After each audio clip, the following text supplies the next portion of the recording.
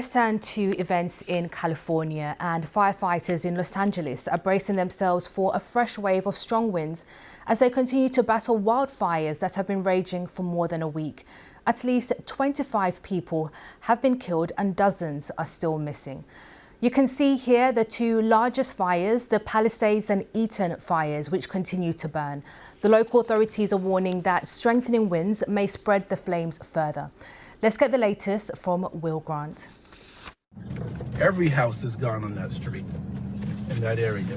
They're all gone. As the flames closed in on them, Sheila Wheatley and her husband Victor fled their home in Altadena with nothing but the clothes on their back. The couple, who run a fostering agency for at-risk youth, made it out with their lives, but little else. This is a street where I have spent a lot of time being a part of the community. The next day, Sheila returned to the ruins. A lifetime in a home turned to ash.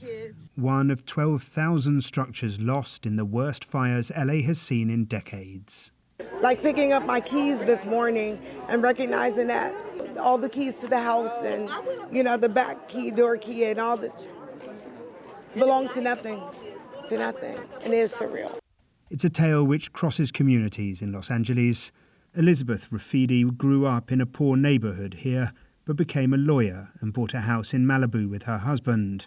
Today, she's living in a hotel room, unsure of what the future holds. It's like having a member of your family die, because that's the end road at that point of that person's history, which is the end road of our homes. We went to Malibu to find Elizabeth's home, or what's left of it. It stood for 50 years, until these wildfires razed it to the ground. As the days pass, more and more evacuated families are coming to terms with the fact they now have no home to come back to. The lucky ones are in hotels on the insurance company's dime. The less fortunate are sleeping in evacuation shelters or even in their cars as they and the city work out their next steps. Multi-million-dollar mansions and tiny apartments alike have been levelled by these fires, which have left the people of LA reeling. The rebuild will begin in time. The mental scars for those who lost everything may take much longer to heal. Will Grant, BBC News, Los Angeles. Our North America correspondent David Willis gave us the latest from LA.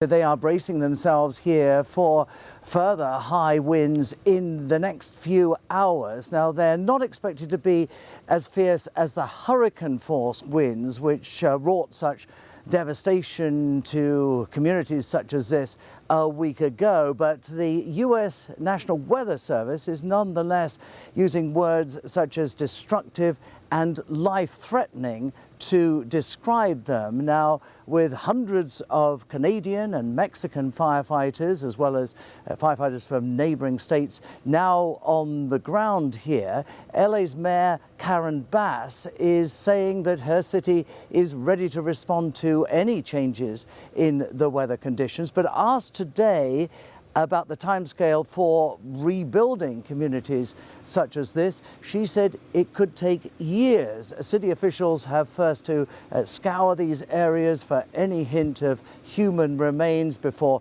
removing all the debris and ash that is here before they can start the repopulation process. That said, though, a few former residents of this community were allowed past the evacuation zone today to return to see what remains of their former homes. And I have to say, as you can probably see around me, the answer is not very much.